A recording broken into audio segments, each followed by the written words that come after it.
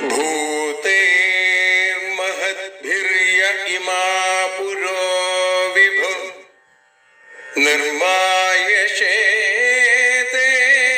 യദമൂഷു പൂരുഷ ഭുങ്ക്തേ ഗുണാൻ ഷോഡശ ഷോഡശാത്മക സോലം കൃഷിഷ്ട ഭഗവാൻ വചാംസി മേ.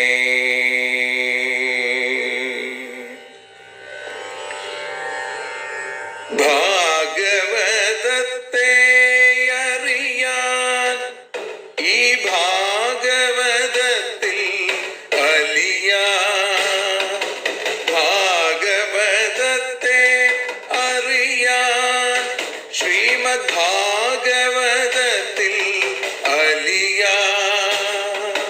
ലക്ഷ്യമതും മാത്രം ഹരിയിൽ ഭക്തിയുണർത്തും സംഗീതം ഹരിനാമലഹരി സൗഭാഗ്യം. ഭാഗവതത്തെ അറിയാൻ ഭാഗവതത്തിൽ അലിയാൻ.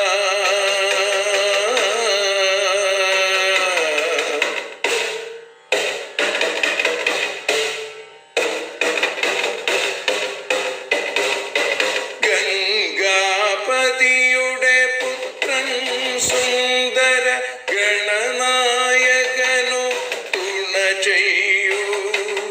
ഗംഗാപതിയുടെ പുത്രൻ സുന്ദര ഗണനായകനു തുണ ചെയ്യൂ.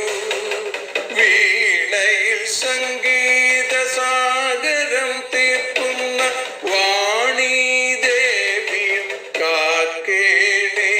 എന്നിൽ ഭാഗവത കഥ നിറയേണേ. ഭാഗവതത്തെ അറിയാൻ ഭാഗവതത്തിൽ അലിയാൻ.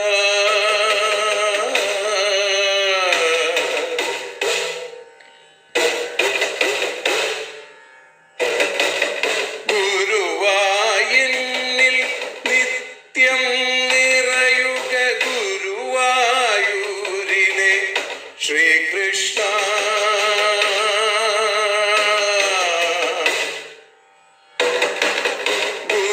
ഗുരുവായൂരിൽ നിത്യം നിറയുക ഗുരുവായൂരിലെ ശ്രീകൃഷ്ണ.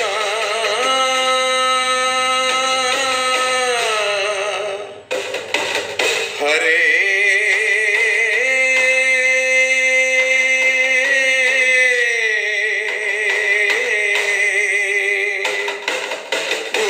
ഗുരുവായൂരിൽ നിത്യം നിറയുക ഗുരുവായൂരിലെ ശ്രീകൃഷ്ണ. കണ്ഠം തന്നിൽ ഗാനം നിറയാൻ കണ്ണാ നീ താൻ തുണയേകൂ. എന്നിൽ ഭാഗവത കഥ നിറയേണേ.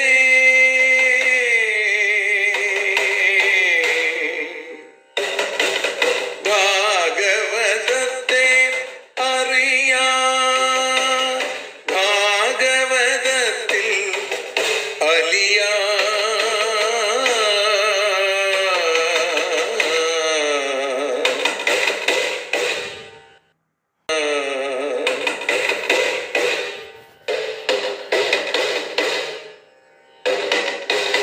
ആദ്യത്തെ ഗുരുവായൂരന്റെ അച്ഛനുപാദ നമസ്കാരം. ആദ്യത്തെ ഗുരുവായൂരനുടെ അച്ഛനുപാദ നമസ്കാരം. അമ്മിഞ്ഞപ്പാൽ മധുരം നൽകിയ അമ്മേ നീ വരമേകേണേ. എന്നിൽ ഭാഗവത കഥ നിറയേണേ.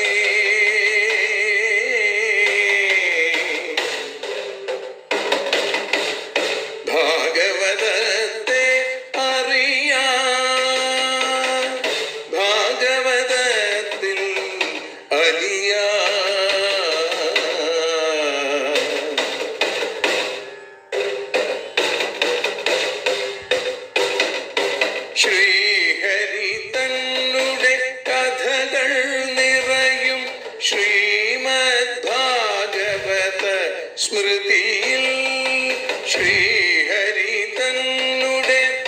കഥകൾ നിറയും ശ്രീമദ് ഭാഗവത സ്മൃതിയിൽ ശ്രീകൃഷ്ണാനിൻ കീർത്തനമലരുകൾ ശ്രീപാദത്തിൽ അർച്ചിക്കാം. എന്നിൽ ഭാഗവത കഥ നിറയണേ.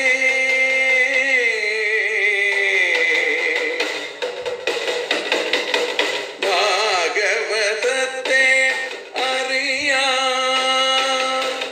ഭാഗവതത്തിൽ അലിയാം. ലക്ഷ്യമതൊന്നു മാത്രം ഹരിയിൽ ലഹരിയുണർത്തും സംഗീതം. ഭക്തിയുണർത്തും സാഫല്യം, ഭക്തിയുണർത്തും സൗഭാഗ്യം. ഭാഗവതത്തെ അറിയാം,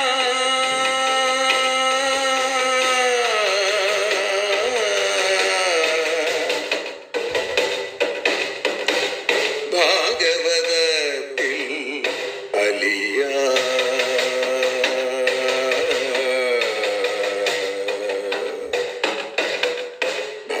ഭാഗവതത്തിൽ അലിയാം.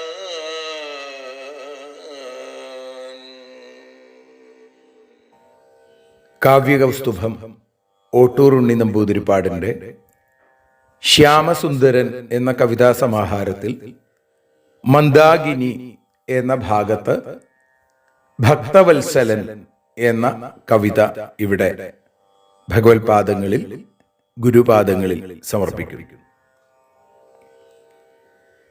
സച്ചിദാനന്ദ സാമ്രാജ്യ സാർവഭൗമത്വമുള്ളവൻ കംസന്റെ കൂരിരുട്ടാണ്ട കൽത്തുറുങ്കിൽ പിറന്നവൻ ലോകത്തിൻ കർമ്മബന്ധത്തെ ഛേദിപ്പാൻ കൽപ്പെഴുന്നവൻ അമ്മ കെട്ടിച്ച ചരടു പൊട്ടിക്കാൻ പറ്റിടാത്തവൻ കുന്നും ബ്രഹ്മാണ്ടവും കയ്യിലെടുത്ത മാനമാടുവോൻ പൊന്നിങ്കിണ്ണമെടുക്കുമ്പോൾ ഉണ്ണിക്കൈ കുഴയുന്നവൻ കാമാരി കുറിയിട്ടിടും കാലടിപ്പൊടി ചിന്തുവോൻ കാമിനീ മണിമാർ വെച്ച വിഴുപ്പു കവരുന്നവൻ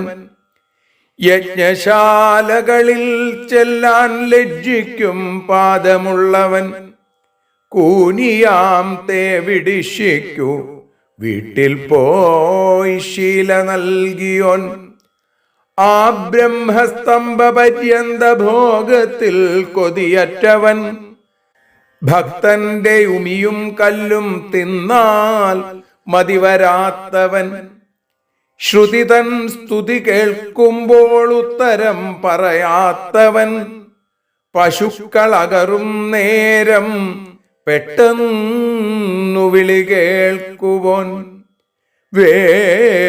വേദജിഹ്വയ്ക്കു തൊട്ടെച്ചിലാക്കിടാൻ കഴിയാത്തവൻ പൈക്കിടാവിന്റെ ജിഹ്വാഗ്രം നക്കിയുച്ഛിഷ്ടമായവൻ മധുകൈടഭരെ പോലും ഞൊടികൊണ്ടു ജയിച്ചവൻ ഗോപബാലനോടേറ്റപ്പോൾ തോറ്റുടൻ മണ്ണു കപ്പിയോൻ ബ്രഹ്മാണ്ടത്തിലൊതുങ്ങാത്ത വന്മേനിയലുന്നവൻ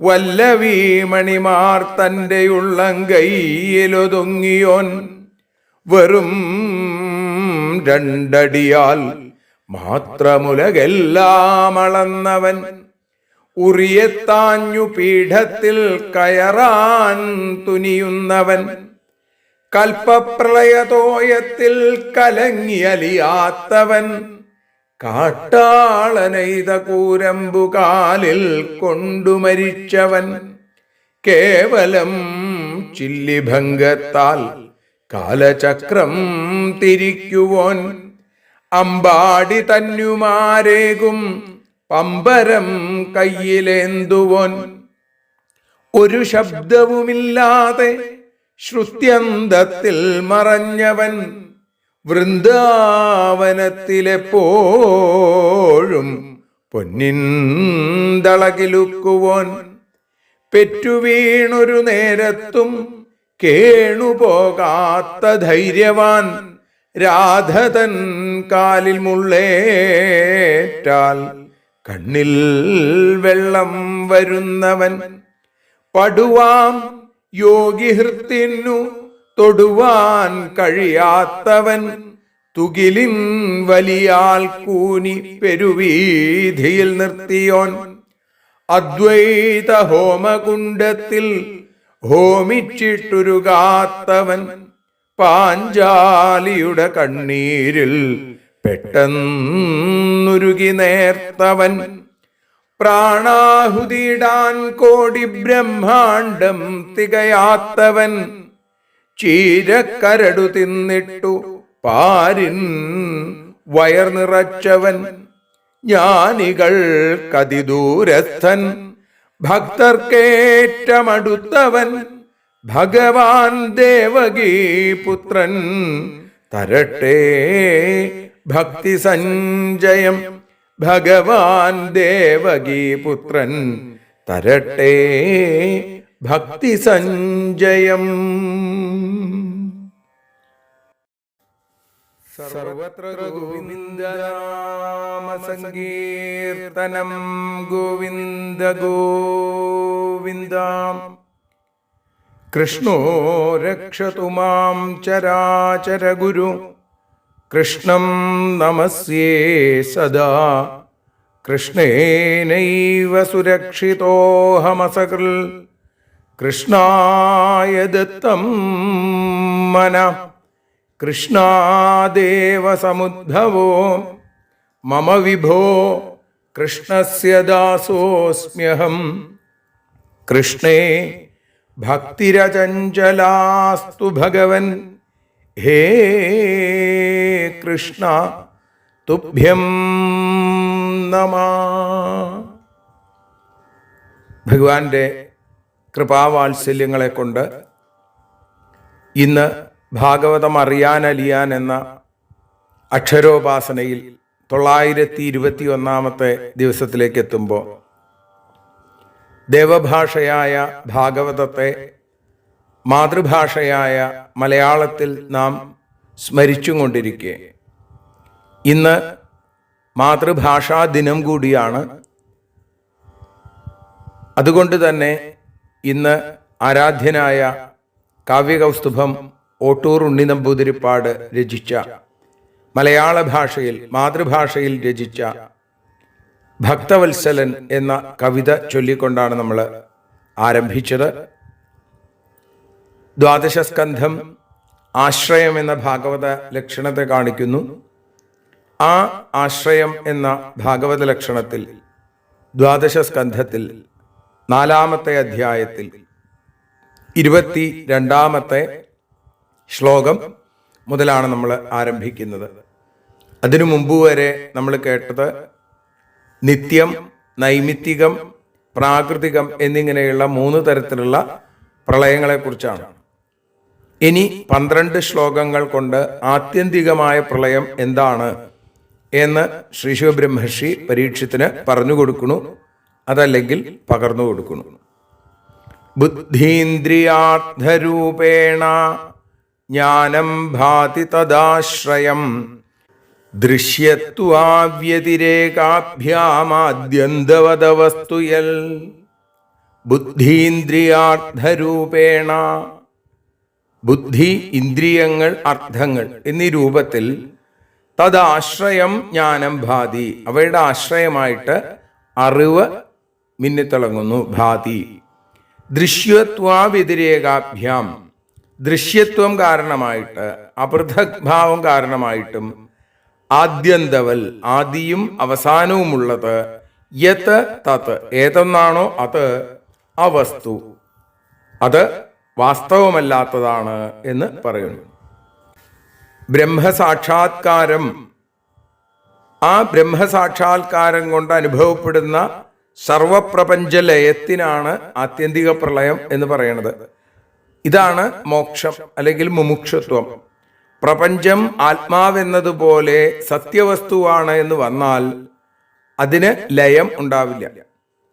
പക്ഷേ ജ്ഞാനസ്വരൂപനായിരിക്കുന്ന ബ്രഹ്മത്തിൽ നിന്ന് വേറിട്ടതായ സ്ഥിതി പ്രപഞ്ചത്തിന് ഇല്ല എന്നുമാണ് പറയുന്നത്. ബുദ്ധി, ഇന്ദ്രിയങ്ങൾ, പദാർത്ഥങ്ങൾ, അല്ലെങ്കിൽ ഗ്രാഹകൻ, കരണങ്ങൾ, ഗ്രാഹ്യങ്ങൾ, ഈ രൂപങ്ങളിലൊക്കെ ജ്ഞാനം ഒന്ന് തന്നെ. ഇപ്പോൾ ബുദ്ധീന്ദ്രിയാദികൾക്ക് ആശ്രയമായിട്ട് എല്ലാ സമയത്തും മിന്നിത്തിളങ്ങുന്നു ഭാതി. കാണത്തക്ക തന്നെ കാരണത്താലും സർവകാരണവുമായിരിക്കുന്ന ജ്ഞാനത്തോടുകൂടി പിരിഞ്ഞിരിക്കാത്തത് കൊണ്ട് ആദിയും അവസാനവുമുള്ളതായി കാണുന്ന പ്രപഞ്ചം എന്താണോ അത് സത്യമല്ല എന്നാണ്. കാരണം ബ്രഹ്മത്തെ കൂടാതെ ത്രിലോകത്തിൽ മറ്റൊന്നും സത്യമായിട്ടില്ല. അതുകൊണ്ട് പ്രപഞ്ചവും സത്യമല്ല. ദീപശ്ചക്ഷുശ്ച രൂപം ച ജ്യോതിഷോ ന പൃഥക് ഭവേൽ ഏവം ധീ ഘാനി മാത്രാശ്ച ന സ്യുരധന്യത മാതൃതാൽ എന്നാണ്. ദീപഃ വെളിച്ചവും, ചക്ഷുഹു ച നേത്രവും, രൂപം ച ജ്യോതിഷഃ രൂപവും ജ്യോതിസിൽ നിന്ന് പൃഥക് ന ഭവേത് വേറെയാവുന്നില്ല. ഇതേപോലെ ധീ എന്ന് പറഞ്ഞ ബുദ്ധി, ഘാനി ഇന്ദ്രിയങ്ങൾ, മാത്രാച ശബ്ദാദികൾ, അന്യതമാൽ അവയിൽ നിന്ന് വേറിട്ടിരിക്കുന്ന ഋതാൽ സത്യത്തിൽ നിന്ന് വേറിട്ടതായിട്ട് ന സ്യു ഭവിക്കുകയില്ല എന്നാണ്. അപ്പൊ കാരണമായ ബ്രഹ്മത്തിൽ നിന്നും വേറിട്ട പ്രപഞ്ചം സത്യമല്ല എന്ന് പറഞ്ഞത് എങ്ങനെയാത് നമുക്ക് പറഞ്ഞു തരുന്നത്? അതിനൊരു ഉദാഹരണം പറയാണ്. വെളിച്ചവും നേത്രവും രൂപവും ഇതിന് കാരണമായിരിക്കുന്ന തേജസ്സിൽ നിന്ന് ഭിന്ന വസ്തുക്കളല്ല. ഇതേപോലെ ബുദ്ധിയും ഇന്ദ്രിയങ്ങളും ശബ്ദാദി വിഷയങ്ങളും അവയിൽ നിന്ന് വേറിട്ടിരിക്കുന്ന സത്യബ്രഹ്മത്തിൽ നിന്ന് ഭിന്നങ്ങളാവില്ല. ബുദ്ധീന്ദ്രിയാദികളെ ആശ്രയിക്കാതെ ബ്രഹ്മം വിളങ്ങുന്നു. എന്നാൽ ബ്രഹ്മത്തെ ആശ്രയിക്കാതെ ബുദ്ധീന്ദ്രിയാദികൾക്ക് നിലനിൽക്കാൻ സാധിക്കുകയില്ല. അല്ലേ? ആലോചിച്ചു നോക്കിയാൽ അറിയാം. ആത്മാവ് നിത്യ സത്യമാണ്. എന്നാൽ ദേഹത്തിന് മാത്രം ഒറ്റയ്ക്ക് നിൽക്കാൻ സാധിക്കില്ല. ആ ചൈതന്യം ഉള്ളിലുണ്ടെങ്കിൽ മാത്രമേ ദേഹത്തിന് ചൈതന്യം ഉണ്ടാവുള്ളൂ. ഇതേപോലെ ബ്രഹ്മത്തെ കൂടാതെ ബുദ്ധീന്ദ്രിയാദികൾ തിളങ്ങുന്നില്ല, അല്ലെങ്കിൽ അവയ്ക്ക് അസ്തിത്വമില്ല. ബുദ്ധേർ ജാഗരണം സ്വപ്ന സുഷുപ്തിരിതി ചോച്യത്തെ മായാമാത്രമിതം രാജൻ നാനാത്വം പ്രത്യഗാത്മനി. ജാഗരണം ജാഗ്രത ആയിരിക്കുന്ന അവസ്ഥ, സ്വപ്ന സ്വപ്നമായിരിക്കുന്ന അല്ലെങ്കിൽ സ്വപ്നം കാണുന്ന അവസ്ഥ, സുഷുപ്തി ഉറക്കം, ബുദ്ധേ ഇതി ച ഉച്യത്തെ ബുദ്ധിയുടേതാണ് ഇത് എന്ന് പറയപ്പെടുന്നു. പരീക്ഷിത്തെ പ്രത്യഗാത്മനി ഇതം നാനാത്വം മായാമാത്രം. ഈ പരമാത്മാവിൽ ഈ പലതരത്തിലുള്ള നാനാത്വമുണ്ടല്ലോ, നാനാഭാവം, അത് അവിദ്യ കൊണ്ട് കൽപ്പിക്കപ്പെട്ടതാണ്. ജാഗ്രത്, സ്വപ്നം, സുഷുപ്തി എന്നീ 3 തരത്തിലുള്ള അവസ്ഥകളും വിശ്വൻ, തൈജസൻ, പ്രാജ്ഞൻ എന്നറിയപ്പെടുന്ന അവസ്ഥാത്രയാഭിമാനികളും ആത്മസ്വരൂപത്തെ മറയ്ക്കുന്ന അവിദ്യ കൊണ്ട് കൽപ്പിക്കപ്പെട്ടതാണ് എന്ന് പറയുന്നു. അതുകൊണ്ട് ജാഗ്രം, സ്വപ്നം, സുഷുപ്തി എന്നിങ്ങനെയുള്ള അവസ്ഥാത്രയങ്ങൾ ബുദ്ധിയുടെ വൃത്തിഭേദം കൊണ്ടുണ്ടാകുന്നു. ബുദ്ധിനാശത്തിൽ അവസ്ഥകളും ഇല്ലാതെയാവും. അവസ്ഥാനാശത്തിലോ അവസ്ഥകളെ അഭിമാനിക്കുന്നവരും ഇല്ലാതെയാവും. അപ്പൊ അതുകൊണ്ട് പ്രത്യേകാത്മാവ്, ആ പരമാത്മസ്വരൂപം മാത്രമാണ് സത്യമായിട്ടുള്ളത്. അതിനൊരിക്കലും നാശമില്ല. ഈശ്വരൻ അനശ്വരനാണ്, ബാക്കിയെല്ലാം നശ്വരമാണ്, നശിക്കുന്നതാണ്.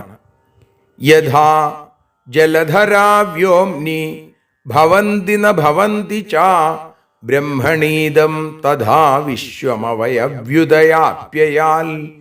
വ്യോംനി ജലധരാഹ വ്യോമത്തിൽ ആകാശത്തിൽ മേഘങ്ങൾ യഥാഭവന്തി ഏത് തരത്തിലാണോ ഉണ്ടാവുന്നത്, യഥാന ഭവന്തി ഏത് വിധത്തിൽ ഇല്ലാതെയാവുന്നോ ഭവിക്കുന്നില്ലയോ, തഥാ അതേപോലെ അവയവീ ഇതം വിശ്വം അവയവത്തോടു കൂടിയ ഈ ലോകം, ഈ വിശ്വം ഉദയാപ്യയാൽ ഉണ്ടായി നശിക്കുന്നത് കൊണ്ട് ബ്രഹ്മണി കൽപ്പിതം ബ്രഹ്മത്തിൽ കൽപ്പിക്കപ്പെടുന്നു. ഇപ്പൊ വിശ്വം ആദിയും അവസാനവുമുള്ളതാണ്, അസത്യമാണ്. ബ്രഹ്മം ആദിമധ്യാന്തങ്ങളില്ലാത്തതാണ്, നിത്യസത്യമാണ്. ഏതൊരു വസ്തുവാണോ അവയവങ്ങളോട് കൂടിയോ അതിന് ആദിയും അന്തവുമുണ്ട്. എന്നാൽ ഇപ്പോൾ കുടം തുടങ്ങിയവയൊക്കെ അത് ഉണ്ടാവുക നശിക്കുക അതുണ്ട്. അതിന് വിശ്വത്തിനുള്ളത് കൊണ്ട് ഇതേപോലെ ഈ ഭാവം ലോകത്തിനുമുണ്ട്, ഉണ്ടാവുക നശിക്കുക. അപ്പൊ അതുകൊണ്ട് അതും സത്യമല്ല. ഉദയാസ്തമനം ഏതൊന്നിനെ ആശ്രയിച്ചുണ്ടാവുന്നുവോ ആ വസ്തുവാണ് ബ്രഹ്മം, അതാണ് സത്യം. മേഘങ്ങൾ ചിലപ്പോ ആകാശത്തുണ്ടാവും. ജലധര യഥാഭവന്തി യഥാ ന ഭവന്തി, ചിലപ്പോൾ ഉണ്ടാവും, ചിലപ്പോൾ ഉണ്ടാവില്ല.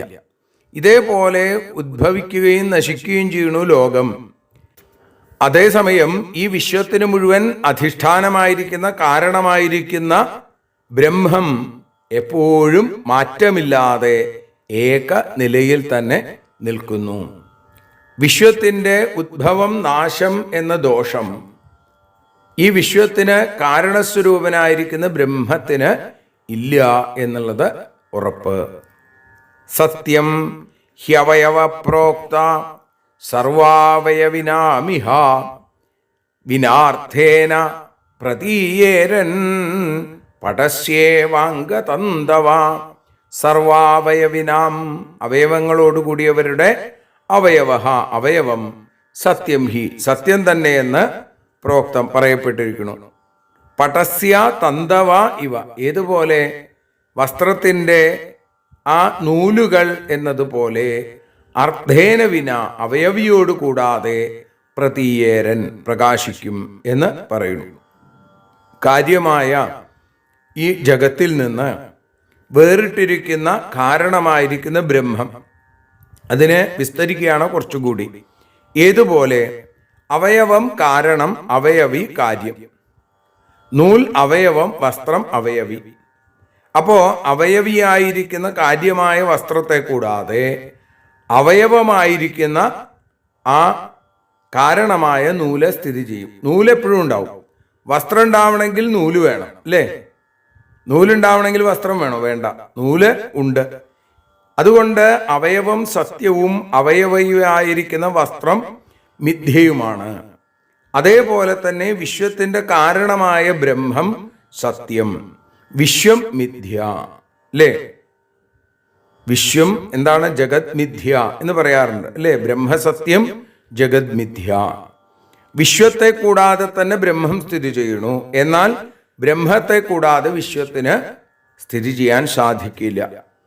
അതുകൊണ്ട് ബ്രഹ്മം വിശ്വത്തിൽ നിന്ന് വേറിട്ടിരിക്കുന്നതാണ് എന്ന് സിദ്ധാന്തിക്കുന്നു. യൽ സാമാന്യ വിശേഷാഭ്യാമുപലഭ്യേത സഭ്രമ അന്യോന്യാശ്രയാൽ സർവമാദ്യന്തവത വസ്തുയൽ. സാമാന്യ വിശേഷാഭ്യാം, സാമാന്യ വിശേഷങ്ങളോടുകൂടി യത് ഉപലഭ്യേത, എന്താണോ കാണപ്പെടുന്നത്, സ ഭ്രമ, അത് ഭ്രമമാണ്. അന്യോന്യാപാശ്രയാൽ, അന്യോന്യം ആശ്രയിച്ചിരിക്കുന്നത് കാരണം ആദ്യന്തവൽ യത്, ആദിയും അന്തവും ഉള്ളത് ഏതാണോ തത് അവസ്തു. അതുകൊണ്ടാണ് പ്രപഞ്ചം മിഥ്യയാണെന്ന് പറയുന്നത്. കാര്യകാരണങ്ങൾക്ക് ഭേദമില്ല എന്ന് മുമ്പ് പറഞ്ഞു. അപ്പോ കാര്യം മിഥ്യയും കാരണം സത്യവുമാണത് എങ്ങനെയാണ്? അങ്ങനെ ഒരു സംശയം ഉണ്ടാവും, ഇല്ലേ? അപ്പോ കാര്യമാത്രത്തിൽ അനുഗതമായി കാണപ്പെടുന്ന വസ്തുവിനെ സാമാന്യമെന്നും അതത് രൂപത്തിൽ വെവ്വേറെ കാണപ്പെടുന്ന വസ്തുവിനെ വിശേഷം എന്നും പറയുന്നു. ഏതുപോലെ ഈ കടകം, കുണ്ടലം, അല്ലെങ്കിൽ നമ്മുടെ കാലിലണിയുന്ന പൊന്നിൻ ചിലമ്പ്, അല്ലെങ്കിൽ കഴുത്തിലെ മാല, ഇതൊക്കെ തന്നെ ആ പലതും പലതായിട്ട് കാണപ്പെടുന്നു. ആഭരണങ്ങൾ അത് വിശേഷം. അതിൽ ചേർന്നിരിക്കുന്ന സ്വർണോ, സ്വർണം സാമാന്യം. അതുകൊണ്ടാണ് നമ്മൾ ഇത് സ്വർണമാണോ എന്നാണ് ചോദിക്കാറുള്ളത്. കാരണം അതിൽ അടങ്ങിയിരിക്കുന്നത് സ്വർണമാണ്.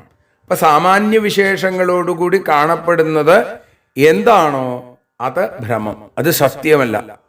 ഇപ്പൊ സ്വർണത്തിന്റെ നിറത്തിൽ ഒരു മാലയിട്ടാലും നമ്മളത് സ്വർണമാണെന്ന് കരുതും, സത്യം അതല്ലല്ലോ. അപ്പൊ ഇത് ഈ സാമാന്യ വിശേഷങ്ങളോടുകൂടി കാണപ്പെടുന്നത് എന്താണോ അത് ഭ്രമമെന്നും സത്യമല്ലെന്നും, അന്യോന്യാശ്രയം എന്ന ദോഷം കൊണ്ട് ഒന്ന് മറ്റൊന്നിനെ കൂടാതെ നിലനിൽക്കുന്നില്ല. സാമാന്യ വിശേഷ രൂപങ്ങൾക്ക് ഉദയാസ്തമനങ്ങളുണ്ട്. ഈശ്വരനോ അതില്ല. ആദിയും അവസാനവും ഏതൊന്നിനുണ്ടോ അതൊക്കെ അവസ്തുവാണ്. ആദിയും അവസാനവുമില്ലാത്ത എപ്പോഴും ഏകനിലയിൽ സ്ഥിതി ചെയ്യുന്നതാണ് നിത്യ സത്യം. അതാണ് മനസ്സിലാക്കേണ്ടത്. അതുകൊണ്ടാണ് പ്രപഞ്ചം മിഥ്യയാണെന്നും ഈ ബ്രഹ്മം സത്യമാണെന്നും പറയുന്നത്. വികാര ധ്യായമാനോപി പ്രത്യഗാത്മനമന്തരാ ന നിരൂപ്യോസ്ത്യണുരപി സ്യാച്ചേച്ചിത് സമ ആത്മവൽ. വികാരം അല്ലെങ്കിൽ കാര്യം, ധ്യായമാനഹ അപി പ്രകാശിപ്പിക്കപ്പെടുന്നുണ്ടെങ്കിലും പ്രത്യേകാത്മനാം അന്തരം പരമാത്മാവിനെ കൂടാതെ നിരൂപിക്കപ്പെടുവാൻ യോഗ്യമായിട്ട് അണു അഭിനാസ്തി ഒരു അണു പോലുമില്ല. സ്യാച്ചേൽ ഉണ്ടെങ്കിൽ ആത്മവത് ചിത്സമ ആത്മാവിനെ പോലെ ചിത്തിന് സദൃശമാണ് എന്നാണ്. അപ്പോ അനേക ദൃഷ്ടാന്തങ്ങൾ കൊണ്ട് പ്രപഞ്ചം മിഥ്യയാണ് എന്ന് പറഞ്ഞു ഇല്ലേ? പിന്നെയും സംശയം വരികയാണ്, ഇതിങ്ങനെ മിഥ്യയാണെന്ന് എങ്ങനെയാ അത് മനസ്സിലാക്കണത്? ഇപ്പൊ പറയുകയാണ്, പ്രപഞ്ചവും കാണപ്പെടുന്നത് കൊണ്ട് അതും ആത്മാവിനെ പോലെ സത്യമായിരിക്കും എന്ന് വിചാരിച്ചാൽ എന്താണ് അതിൻ്റെ ദോഷം എന്നൊരു സംശയം. അപ്പൊ പറയുകയാണ്, വ്യവഹാരദശയിൽ വ്യാവഹാരികമായിട്ട് നോക്കുമ്പോൾ പ്രപഞ്ചം പരമാത്മാവിനോട് കൂടാതെ അണുമാത്ര പോലും നിലനിൽക്കുന്നില്ല എന്നാണ്. ഭഗവത് ചൈതന്യം വിട്ടാൽ അത് നശിക്കും. ഇനി കാണപ്പെടുന്നുണ്ടെങ്കിൽ ആ അനുഭവം ആത്മാവിനെ പോലെ ചിദ്രൂപമായിട്ട് തന്നെ ഇരിക്കണു, അതും ഏകരൂപം തന്നെയാണ് എന്ന് ഉറപ്പിക്കുകയാണ്. അപ്പൊ ഇതിൽ നിന്ന് നമുക്ക് മനസ്സിലാക്കാനുള്ളത് എന്താ? നേരത്തെ പറഞ്ഞതുപോലെ ബ്രഹ്മസത്യം ജഗത് മിഥ്യ, അത് ഉറപ്പിക്കലാണ്.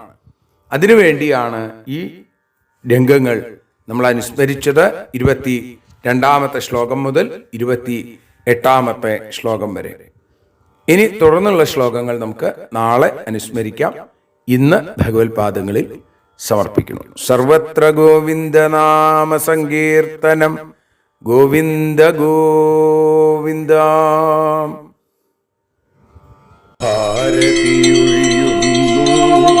ഞങ്ങൾ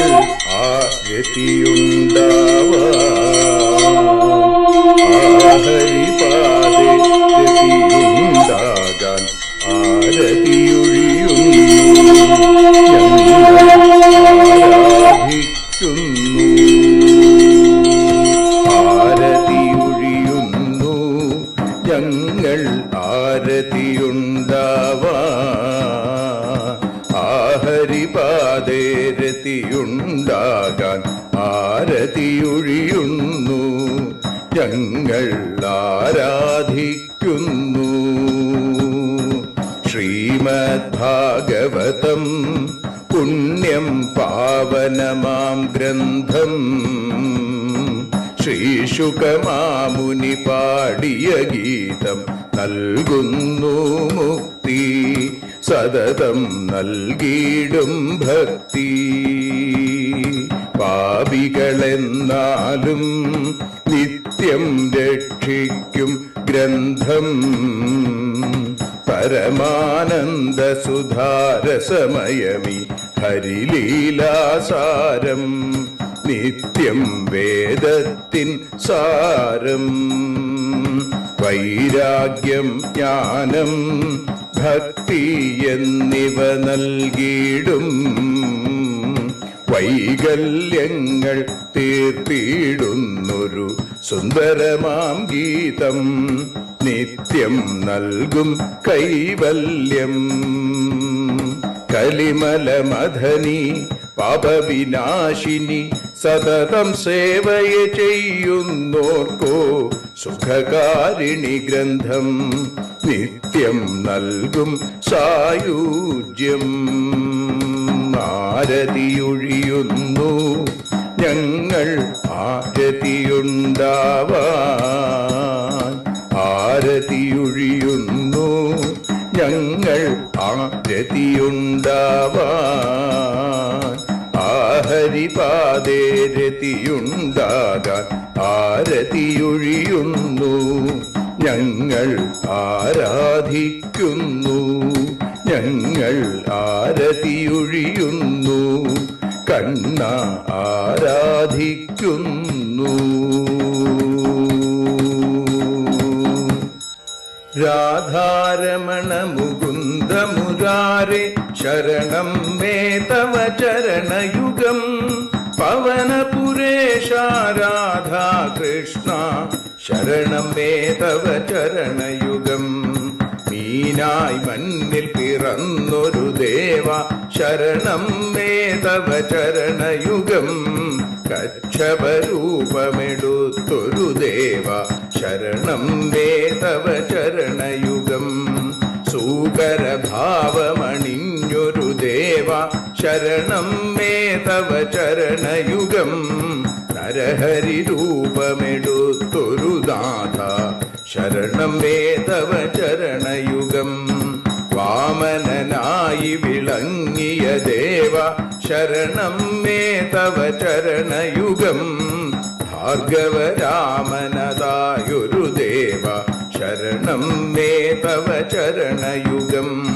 ദശരഥനന്ദനായൊരു ദേവ ശരണം മേ തവ ചരണയുഗം. ബലമേറുന്നൊരു രാമനാഥ ശരണം മേ തവ ചരണയുഗം. ദേവകി നന്ദന വസുദേവാത്മജ ശരണം മേ തവ ചരണയുഗം. യശോദതനയാ സുന്ദര രൂപ ശരണം മേ തവ ചരണയുഗം.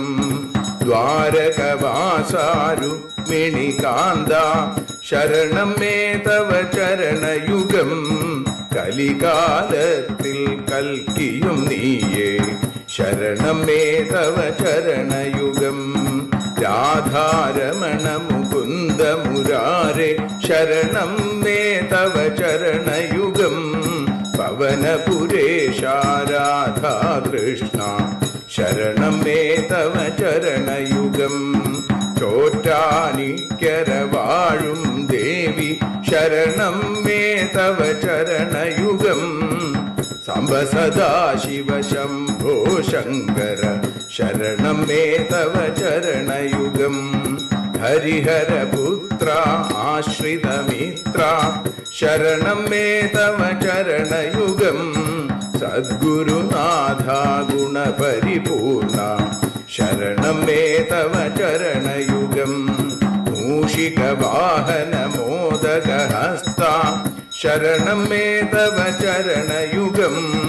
ഭക്തജനപ്രിയ ഭാഗവത പ്രിയ ശരണം മേ തവ ചരണയുഗം.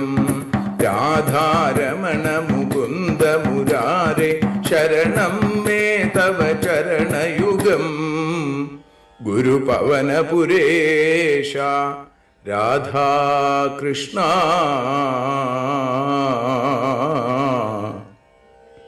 ശരണം മേ തവ ചരണയുഗം.